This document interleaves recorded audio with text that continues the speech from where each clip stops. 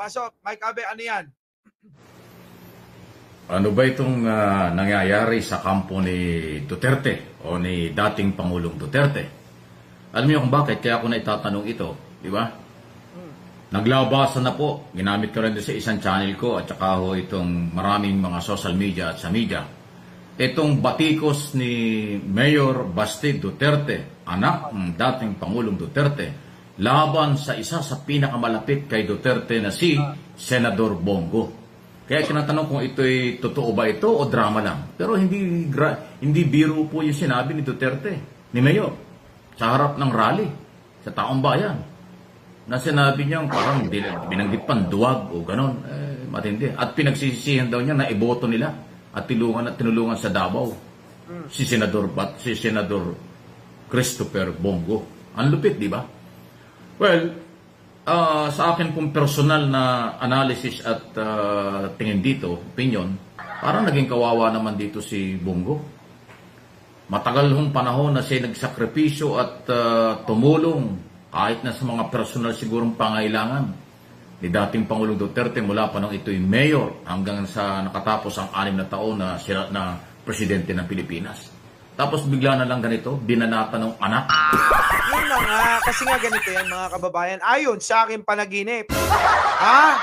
Mga boss, alam niyo yun, yung sinasabi kung bakit binanatan ni Baste?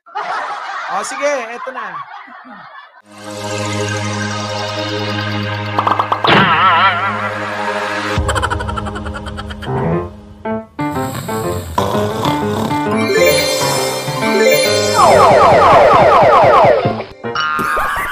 Okay na.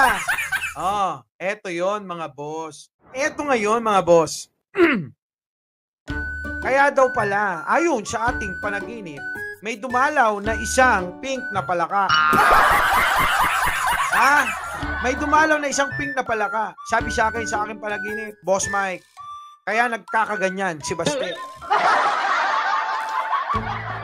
At kung bakit lumalayo si Bongo. Ay eto ang dahilan. Kaya pala, binabanatan. Binabanatan ni Baste si Bongo at si Bongo ay lumalayo sa mga Duterte. Boss, wala ditong Trojan horse. Bakit? Hindi naman din tatanggapin ng kampo ni Pangulong Bongbong Marcos si Bongo. Ano ba? Hindi tatanggapin yun. Di ba? Mananatiling na lang yun, independent kung sakasakali. Di ba? Ngayon, etong mga Duterte, gusto nila, kung ano yung sabihin nila, dapat yun ang sundin daw ni Bongo. Syempre, ito si Bongo, may pangarap din, di ba? Paano naman susunod si Bongo? Wala naman, nakikita na daw ni Bongo na palasak na mga Duterte. Wala nang maitutulong ang mga Duterte kay Bongo. So ano pang gagawin ni Bongo, di ba? Ngayon naman, eto namang si Baste. Bakit gagalit? Kasi itong Bongo ayaw nang sumunod, ayaw nang sumama sa Duterte group.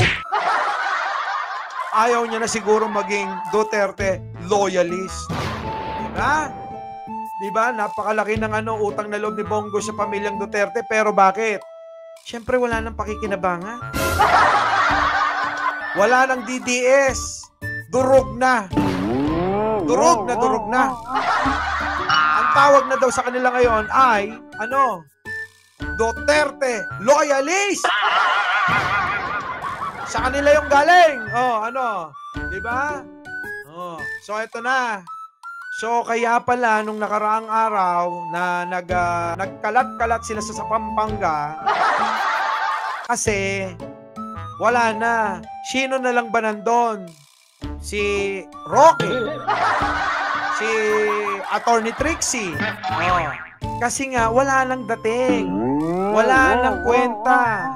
Wala nang tira. Gastos na lang sila ng gastos. So, syempre, si Bongo, alam nga naman hindi niya iligtas yung sarili niya. Ang problema kasi dyan, maaaring madamay yan si Bongo sa ICC.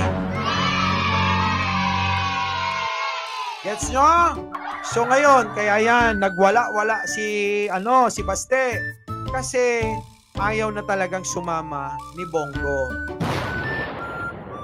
Baka nakakalimutan nyo. Siguro kayo mga nakasaksi nito. Huwag nyong kakalimutan na si Bongo at si Sara Duterte ay hindi magkasundo. At huwag nyong kakalimutan to, na kaya hindi tumakbo si Sara Duterte bilang presidente dahil kay Bongo. Bakit? Di ba dapat ang gusto nila either Bongo or si Sara mag-vice or si Bongo mag-presidente or si Sara mag-presidente, si Bongo ang mag-vice? Bakit? Ayaw. Hindi ba meron pang chismis? Eto chismis, hindi pa naginip. Ano yan, Boss Mike? Hindi ba chismis, nagkamurahan si Sara at saka si Bongo noong panahon ng eleksyon? Alam nyo yan kung nakasubaybay talaga kayo. Diba? Yun. Ngayon, mga kababayan, sa tingin ninyo, hindi kaya si Bongo ay lumalayo dito sa mga Duterte dahil ayaw niya kay Sara na mamuno? Gets nyo na? Grabing mga revelasyon, mga kababayan, sa palagay ninyo, sa alitan ni Bongo at ni Sara, sa tingin ninyo, magsasama yung dalawa? Sa tingin ko, hindi na yung magsasama. Ngayon maliwanag na itong si Bongo kaya lumalayo na ito dahil paparating na ang Sara. Bakit? Di ba nga eto na, sabi na ni Roque, na si Sara na ang bagong leader ng oposisyon nila.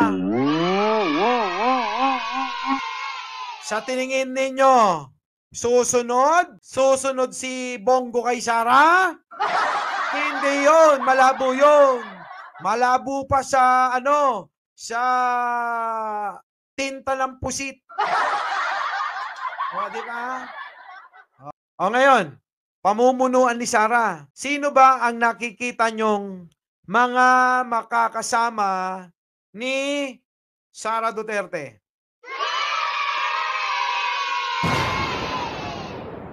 Sino? Isa-isayin natin. Si Roque, si Glenn Chong, si Vic Rodriguez, si Panelo, si Morales, si Maharlika, si Banat pa. Ano naman mabanat na mga yan? Ano may aambag ng mga yon? Sara, makinig ka sa akin. Yang mga yan, si Roque, Trixie, Panelo, Glenda at Vic Rodriguez, sisip-sip lang sa'yo yan. Makikiride lang sa'yo yan. Makikiride lang. Ulitin ko, Sara. Gagamitin ka lang ng mga yan. Di ba? Alam nyo mga kababayan, hindi naiintindihan ng mga mahihina ulo yan. Hindi nila maiintindihan yung mga taga-suporta nila, yung mga nakikiamuyong. Sa madaling salita, durog na mga Duterte. Hindi na makakabangon. Wala na.